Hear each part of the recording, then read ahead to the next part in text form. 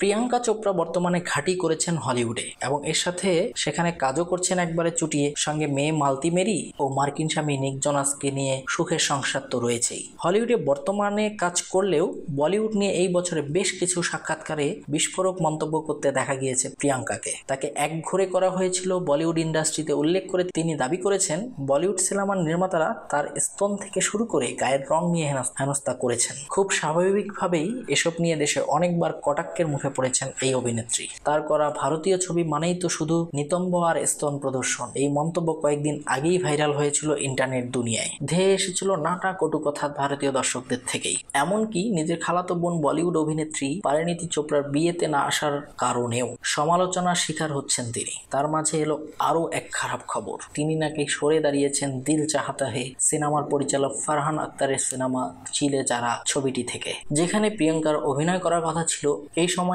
জনপ্রিয় বলিউড অভিনেত্রী আলিয়া ভাট এবং ক্যাটরিনা কাইফের সাথে। ভাবা হচ্ছিল প্রিয়াঙ্কা চোপড়ার বলিউডে কামব্যাক সিনেমা হবে এই চিলে যারা সিনেমা। 2021 সালে সিনেমাটি বানানোর ঘোষণা দিলেও ফারহান নাকি এখনো শুরুই করতে পারেনি ছবিটি প্রি প্রোডাকশনের কাজ।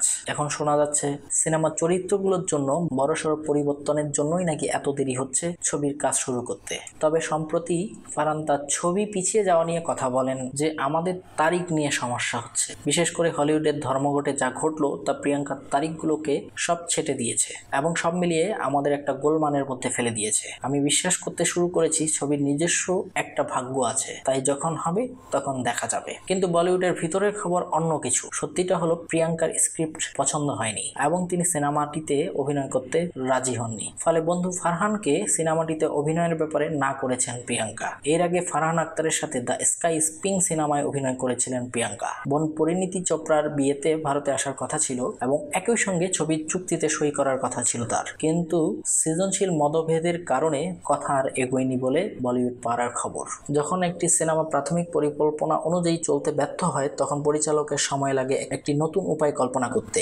অনেক সময় তিনি গল্পটিকে এগিয়ে নিয়ে যেতে চান কিনা তার সিদ্ধান্ত নিতেও সময় লাগে। যেভাবেই হোক এই সিনেমা সময় লাগবে আপাতত। ইতিমধ্যেই অনেক দেরি হয়ে গিয়েছে। ছবিটি ফ্লোরে যেতে হয়তো আরো 2 বছর সময়ও লেগে যেতে পারে। নির্মাতাদের নিশ্চিত করতে হবে আদৌ গল্পটি সেই সময়ের জন্য প্রাসঙ্গিক থাকবে কিনা।